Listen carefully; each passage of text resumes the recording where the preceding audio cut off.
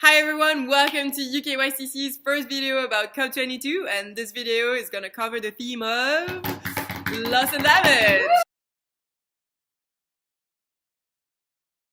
Loss and damage is monetary and non-monetary losses. Loss and damage refers to irreparable and irrecoverable damages caused by climate change.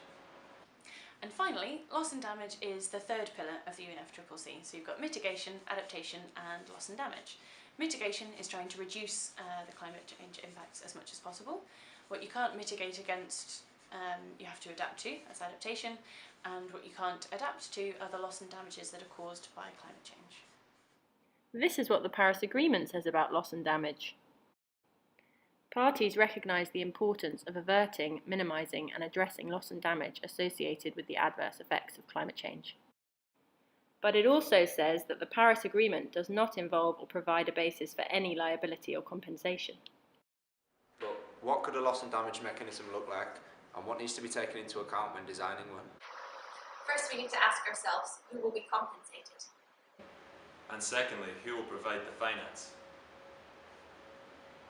And thirdly, how are we going to ensure against ongoing and slow onset events such as sea level rise and desertification?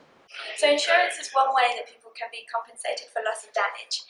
It's a good way to compensate people for high intensity and low frequency events such as hurricanes, but it's not so good for slow onset events such as desertification and the rising sea levels. Also, insurance doesn't reach the poorest, and how do you compensate for cultural losses and losses of livelihood? Clearly, insurance is not enough. And of course, for such a mechanism to work, you need some funds, you need some money. But how much? Well, estimates vary from $200 billion a year by 2030 to $600 billion a year for the next 2 centuries. And of course, this money should not be aid in disguise, but should be additional sources of money. So how do you raise that money? Well, we could have an air travel levy, or a Robin Hood tax on financial transaction, or even a global carbon tax. So finally, the loss and damage mechanism will help those people affected by loss and damage. Those people might have to leave their homes and could become displaced populations.